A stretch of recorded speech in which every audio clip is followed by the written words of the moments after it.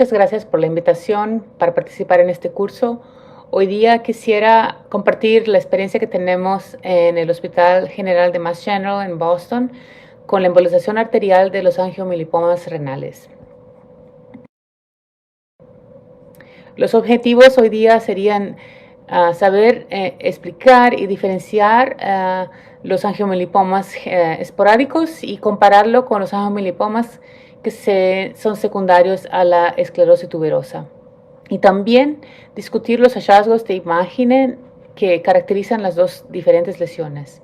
Y por fin también me gustaría compartir la experiencia de nuestro equipo en tratar los hemolipomas renales en estas situaciones. En el Mass General tenemos un centro de esclerosis tuberosa que está direccionado por la doctora Elizabeth Thiel, que es una neurologista conocida en todo el mundo como una experta en la esclerosis tuberosa. Y ella está a cargo de un equipo multidisciplinar en el cual estamos evaluando pacientes pediátricos y el foco es también en tratar a estos pacientes no solamente con intervención, pero también con medicaciones. Lo que voy a compartir hoy día es parte del trabajo que hacemos juntamente al Centro de Esclerosis Tuberosa. Como sabemos, la esclerosis tuberosa es una enfermedad genética autosómica dominante que afecta múltiples sistemas. Hay dos genes supresores de tumores, el tuberosclerosis 1 y 2, que normalmente se codean para proteínas amartina y tuberina. Y cuando estos genes tienen una mutación, empiezan los problemas con la diferenciación celular y problemas en el control del crecimiento celular. Entonces, en esta teoría es que se ve que una mutación randómica puede resultar también mucho antes de que el tumor se pueda formar. Entonces, la mutación del gene 2, por ejemplo, está asociado con una forma más severa de esclerosis tuberosa y la proporción de esclerosis tuberosa causada por una mutación del gene 2 está entre el 55% al 90%. En 2/3 de los casos de esclerosis tuberosa son causados por mutaciones genéticas esporádicas. El complejo de esclerosis tuberosa está caracterizado por afectar multiórganos en el sistema nervioso central, en la piel, en los pulmones, en el corazón, en los ojos y también los riñones. Los síntomas incluyen diferentes presentaciones como impacto del desenvolvimiento neurológico y también problemas de comportamiento. Sabemos que hay tumores centrales que afectan a estos pacientes, tumores corticales, nódulos subependimales y también tumores como astrocitomas que afectan directamente la parte neurológica de los pacientes. Entonces aquí está la resonancia demostrando estas lesiones y yo realmente no soy una neurointervencionista o una neuróloga, pero aquí se ven muy claramente los nódulos subependimales.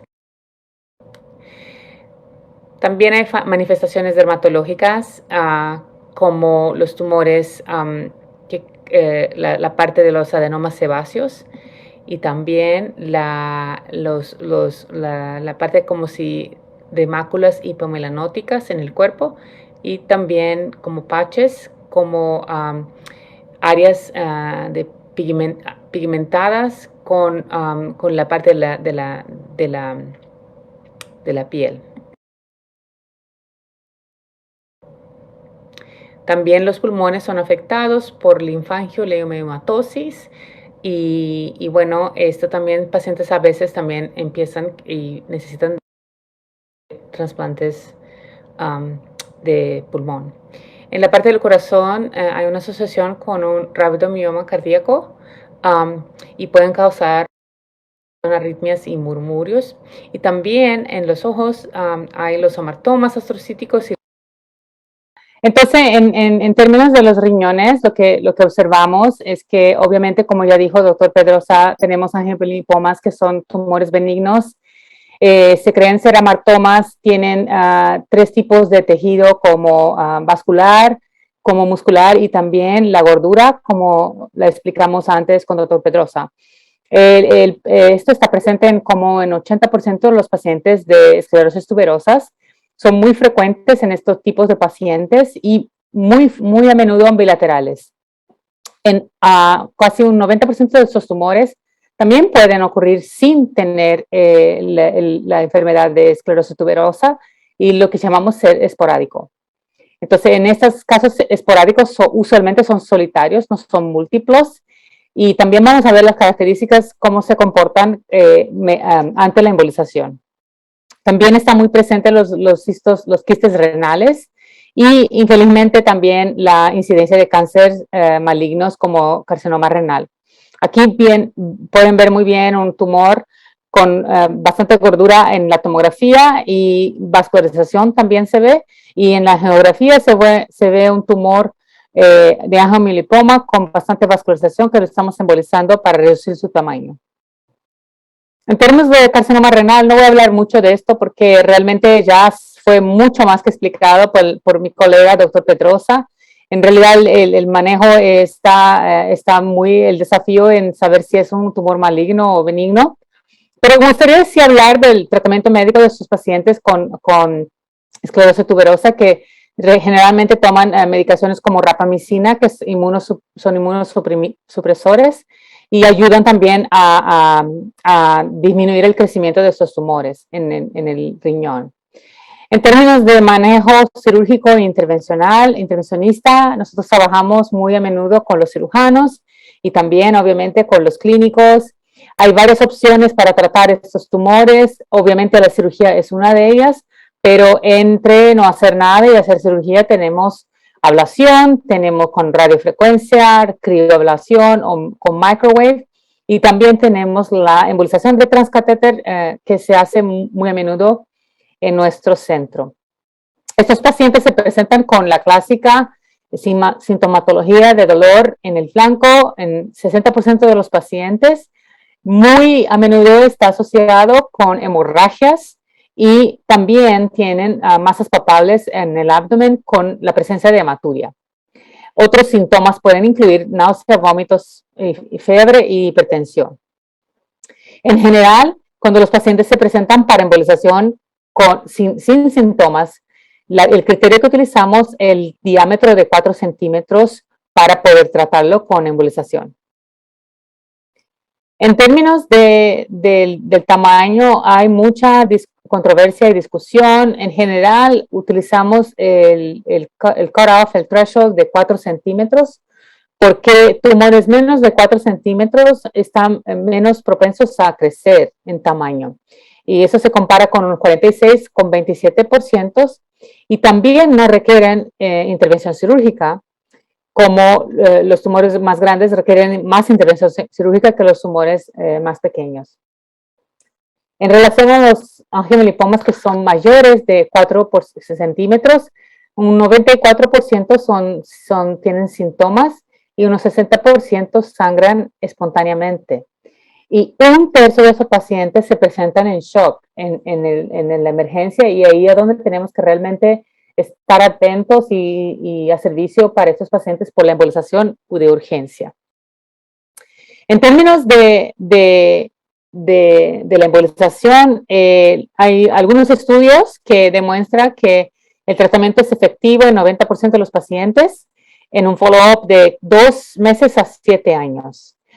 Tenemos que la mayoría de los artículos están publicados, son case reports, pero también estudios retrospectivos. En términos de los estudios, un estudio sugiere que no hay asociación de los angiolipoma y sangramiento hasta que sean de un tamaño de 10 centímetros. Pero no creo que hoy en día esperemos que un angiolipoma se crezca hasta 10 centímetros sin tratarlos.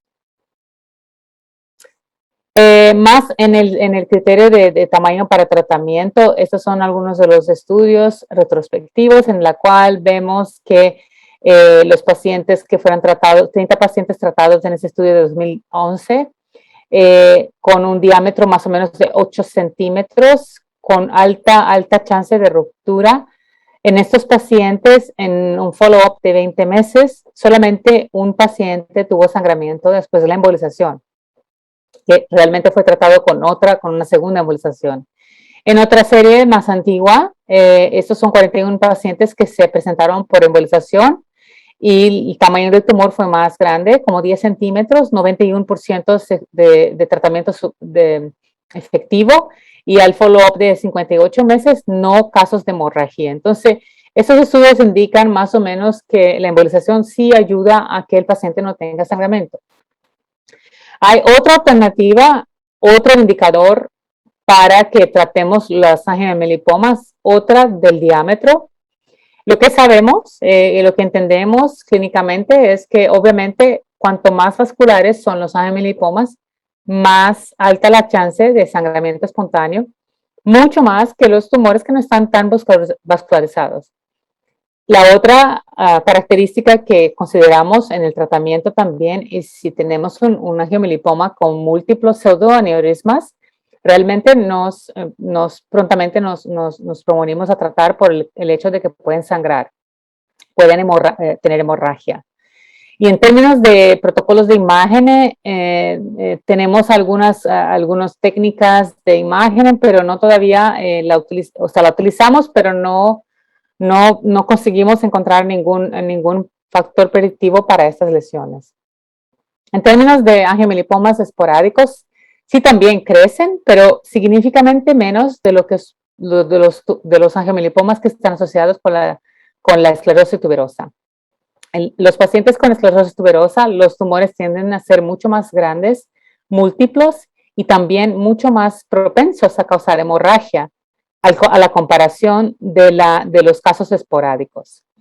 Entonces, son las bases para nosotros de tener este estudio en la cual queríamos comparar cómo se comportan los tumores que son asociados con la esclerosis tuberosa y los tumores que no, que son esporádicos. Sabemos que son los tumores benignos y lo que queríamos ver es si realmente la embolización puede a la vez que reducir el riesgo de sangramiento, pero también preservar la función renal para que estos pacientes no se presenten con fallo renal. Y también queríamos entender las diferencias de esas dos entidades. Entonces, revisamos retrospectivamente todos los casos de angiomelipomas asociados o no con la esclerosis tuberosa y evaluamos la eficacia del tratamiento y también la falla del tratamiento. Y por falla, caracterizamos el tratamiento como que después de la embolización, si el angiomelipoma creció más que 1 centímetro o si el paciente tuvo sangramiento después de la embolización o si necesitó una repetición o un segundo procedimiento. Entonces, para nosotros, la falla del tratamiento, lo que vimos en estos casos, serían clasificados de esta manera. En términos de la técnica de embolización, está más o menos estandarizada a lo que se refiere al hecho de que tenemos que estar subselectivos en los ramos que están conectados al angiomelipoma. Pero hay mucha variación de tratamiento cuando se trata de los agentes embólicos. Para este estudio, porque estábamos con bastante pacientes pediátricos, y también la práctica inicialmente nuestra era de utilizar partículas de 2 a 500 microns. La mayoría de los pacientes que van a ver en esta casuística son tratados con partículas. Y lo que queríamos ver es que después de la embolización es no ver más vascularización del angiomelipoma. Entonces aquí más o menos estamos demostrando cómo hicimos el procedimiento. Es un caso simple de una lesión única en un paciente que no tiene esclerosis tuberosa. Como bien pueden ver, la mayoría de los casos lo hacemos por vía transfemoral, pero ahora más recientemente estamos haciendo muchos pacientes con vía transradial. En general, la transfemoral está muy bien. Estos pacientes son relativamente jóvenes, no tienen problemas vasculares. Con un catéter de cobra curvo, seleccionamos la arteria renal que está cometida por angiomelipomas. Vemos aquí una masa hipervascular, a veces con arterias muy tortuosas, y a la vez con microcatéter de 3 French entramos en la parte del angiomelipoma y estamos selectivos. O sea, en este momento empezamos la embolización con los agentes de micropartículas a estos valores 300, 500 microgramas, y al final se ve la preservación del parénquima renal normal y no más ver la vascularización del angiomelipoma. Entonces, esto más o menos es el tratamiento que hacemos hasta hoy. Hasta hoy, la única diferencia es que puede que al vez de utilizarmos partículas, estamos utilizando más a menudo alcohol, que requiere entonces que los pacientes tengan anestesia general. Entonces, este es un paciente, por ejemplo, que tenía un angiomelipoma enorme con bastante contenido de gordura, pero a la vez también mucha vascularización, muchas arterias.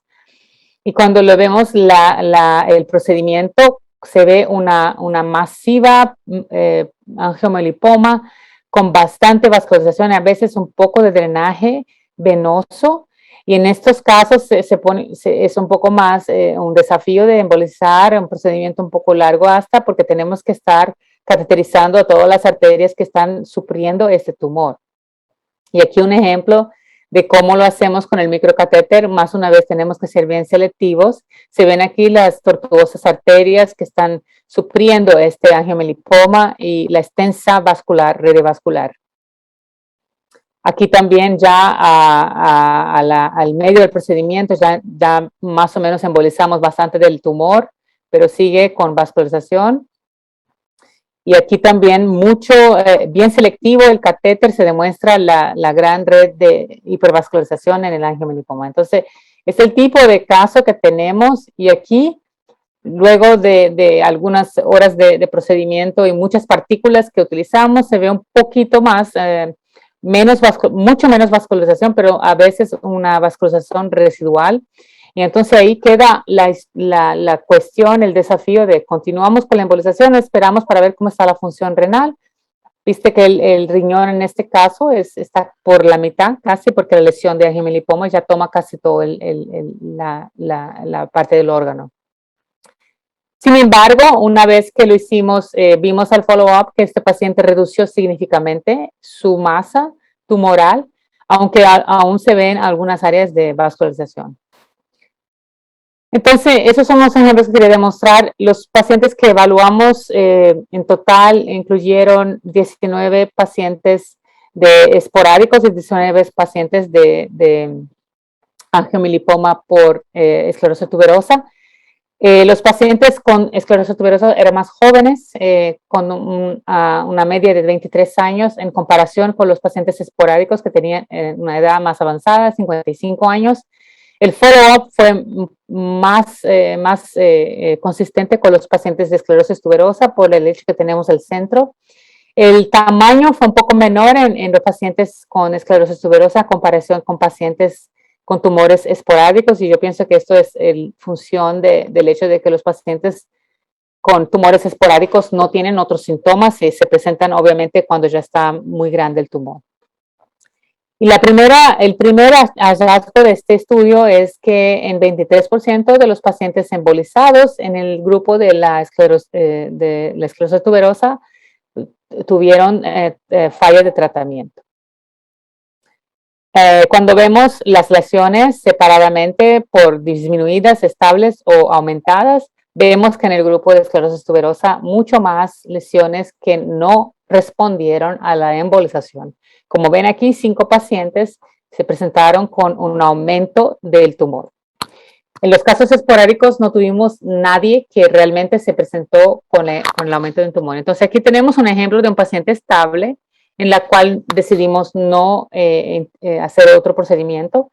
Y aquí a la vez vemos un paciente con un tumor aumentado que después de la embolización. Entonces se ve una falla mayor de los procedimientos en los pacientes con esclerosis tuberosa. Yo pienso que esto es muy importante porque cambia un poco el follow-up, cambia un poco el manejo de estos pacientes cuando se comparan con los pacientes que no tienen esta enfermedad.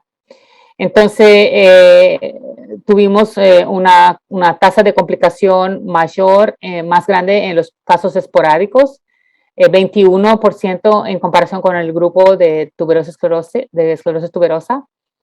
Tuvimos una más alta tasa de nefrectomía parcial en los casos esporádicos y pensamos que esto se debe al hecho de que en los pacientes con esclerosis tuberosa tenemos mucho más tumores, más difundidos en el órgano y tenemos una predisposición a manejarlos más conservativamente por el hecho de que tienen poco parénquima renal y pueden a la vez también entrar en fallo renal. La otra cosa que queríamos comentar en es que algunos pacientes tuvieron medicación con rapamicina en esos pacientes con esclerosis tuberosa, entonces esto pudo haber alterado un poco los resultados. En términos de clasificar estos tumores geográficamente, proponimos 3 tipos de grados de clasificación. Y básicamente es lo tanto que hipervascular que es la masa y la presencia de pseudoneurismas, como por ejemplo en este caso una masa con vascularidad aumentada, pero no con vasos tortuosos como se ve acá, o también un grado 3 que tiene mucho más arterias hipertrofiadas con la presencia de pseudoneurismas. Cuando clasificamos esos pacientes en diferentes grados, no hubo diferencia. Todos los pacientes se presentaron más o menos con una distribución homogénea de las diferentes presentaciones vasculares. 8 pacientes se presentaron con sangramiento inicial. 50% de esos pacientes se presentan con un grado 3 de vascularización y un 38% se presenta con grado 2. O sea, tiene una indicación de cuanto más vascular esta masa es y el índice es más posible que los pacientes sangren potencialmente por la presencia de pseudoneurismas. Obviamente que tuvimos algunos bias en esta evaluación por el hecho de las imágenes, cuantificación de la vascularización del tumor no fue hecha de una manera más cuantitativa. Y también otros pacientes tuvieron tratamiento con inmunosupresión. En términos de agentes embólicos, utilizamos partículas a un principio, pero ahora creo que estamos cambiando mucho más por alcohol. El problema del alcohol que puede causar colapso cardiovascular, entonces tenemos que monitorar la dosis, particularmente los pacientes pediátricos, y utilizar anestesia general porque duele bastante la embolización con este tipo de embólico. En general, no utilizamos coils, pero sí lo utilizamos cuando hay pseudoneurismas. Y ahí vamos a mostrar un caso. Este es un caso de un paciente con difusamente hemolipomas difusos, bilaterales, enormes, con evidencia de sangramiento por la tomografía sin contraste. Y aquí se ve este caso exuberante de una masa renal de angiomelipoma con extravasamiento activo de contraste en lo que se ve un pseudoneurisma. En este caso se optó porque se podía ver por vía ultrasonográfica, lo inyectamos directamente, lo puncionamos directamente y le pusimos un catéter y ahí le hicimos la embolización por muela. Esto está reportado en la literatura, a veces es necesario hacerlo de esta manera en vez de entrar con microcatéteres en una masa de este tamaño. En términos de ablación, para los angiomelipomas se puede utilizar, en general, tumores menos de 4 centímetros, dependiendo de los pacientes. El problema es que podemos tener diferentes tipos de complicación, ¿no? Como hematuria y daño al nervio. Microwave también se puede utilizar. En general, las publicaciones muestran un 6 centímetros de diámetros para estos tumores. Y por fin la crioablación, que también está siendo utilizada más a menudo. y sin complicación. Esto obviamente una publicación de algunos años atrás, yo creo que ahora estamos un poco más, con mucho más datos para esto. En términos de conclusiones, entonces, lo que vimos es que las angiomelipomas asociados con esclerosis tuberosa son mucho menos responsivos a la embolización angiográfica con partículas y, por lo tanto, es más difícil controlar su crecimiento. En términos de la hemorragia, no pudimos concluir nada sobre el impacto de embolización profiláctica, porque realmente no tuvimos muchos pacientes que sangraron después de la embolización. Pero sí entendemos que en la población de esclerosis tuberosa tenemos que tener un follow-up más a menudo, más seguido para esos pacientes, particularmente cuando están tratados con embolización. Y por mientras estamos a pensar qué podemos hacer con las ablaciones. Yo creo que estamos estudiándola no solamente para angiomelipomas, pero también para cáncer. Con eso termino la charla y estoy dispuesta a preguntas de la audiencia.